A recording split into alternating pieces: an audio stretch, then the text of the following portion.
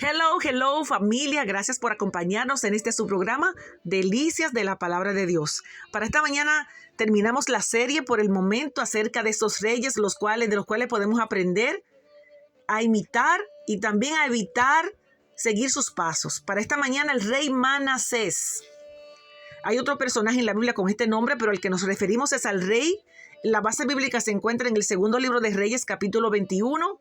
Y segundo libro de Crónicas, capítulo 32 y 36, Jeremías 15:4, se refiere, y además encontramos más detalles acerca de su reinado, de la situación de decadencia espiritual que vivió Jerusalén o Judá en este momento, en Isaías 58. Manasés era hijo del rey Ezequías, era un rey del reino del sur de Judá. Según mis cálculos matemáticos, Manasés nació durante el período de los 15 años extras que recibió su padre Ezequías. Habla mucho de su educación, de su formación y demás. Ezequías, su padre, había emprendido reformas en Judá para librar el país de la idolatría. Sin embargo, Manasesito, este malvado rey, yo puedo decir que el peor de los reyes, más despiadado y sangriento, fue un rey malvado que revertió esas reformas que había hecho su padre Ezequías e hizo cosas peores. Los primeros 5 versículos del segundo libro de Reyes 21 son un relato claro de la asombrosa apostasía. Eso quiere decir negar la fe que este rey Manasés practicó. Manasés tenía 12 años, simplemente 12 años cuando comenzó a reinar, y lo hizo por un periodo de 55 años en Jerusalén. Hizo lo malo ante los ojos del Señor conforme a las abominaciones de las naciones que el Señor había quitado de delante de su pueblo, porque edificó los lugares altos, esos centros de idolatría que su padre había erradicado. Levantó altares a Baal, a Acera, a Acab también como rey. O sea, él compartió la misma visión de Acab de la idolatría, adorando el ejército de todos los cielos.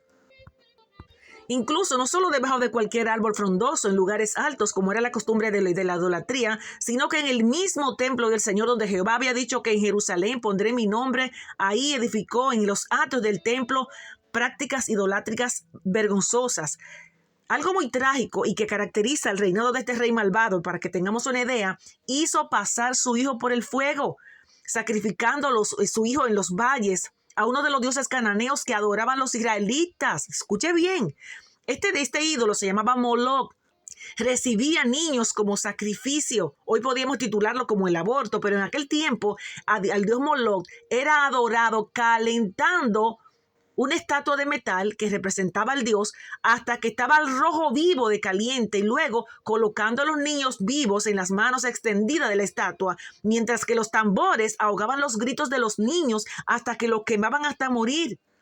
Moloch era uno de los amantes del pueblo de Dios, por lo que el pueblo abandonó al Señor tras ese adulterio espiritual. Este rey Manasés practicó y apoyó, por eso se llamó Casa de Sangre, su periodo de gobierno. Eso nos habla mucho, que aunque duró 52 años de gobierno, no significa que lo hizo bien. Dios permitió, Dios lo soltó, en otras palabras, hasta ver dónde iban a llegar. La cantidad de aberración y de pecado que tenían era algo terrible. Y en conclusión, no solo lo hizo él, sino que llevó al pueblo a pecar. Manasés no solo pecó personalmente, sino que como rey llevó a Judá a abandonar al Señor y adorar ídolos. Tal fue la magnitud de su pecado que Dios declaró que exterminaría Jerusalén como lo había hecho con el reino del norte.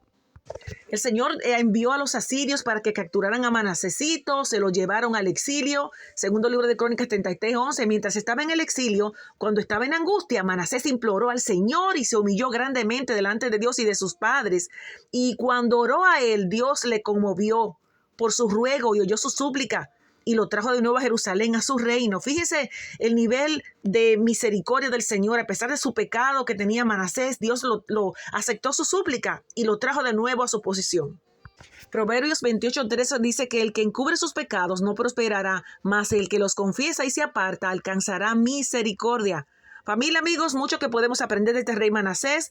Más adelante, él continuó en el reinado ya después de haber regresado de la cárcel, arrepentido. El pueblo no volvió al Señor. Sus reformas no ayudaron a que la gente volviera. El pecado era demasiado grande, se había raído, había contaminado a la nación.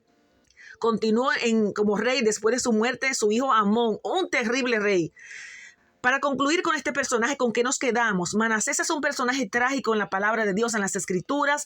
Aunque se arrepintió de su pecado, fue incapaz de deshacer el daño que había hecho a la nación y a su propio hijo, que le continuó, llamado Amón, un perverso rey además.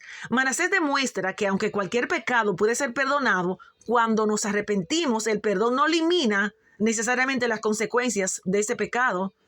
Manasés representa un llamado de advertencia para que miremos dónde pisamos, para que cuidemos nuestro testimonio, nuestro propósito de vida, para que podamos rendir todo el potencial que el Señor nos ha entregado, todo lo que nos ha entregado y que resultemos aprobados. No es solo comenzar bien, es terminar bien. Para esta mañana, el rey Manasés.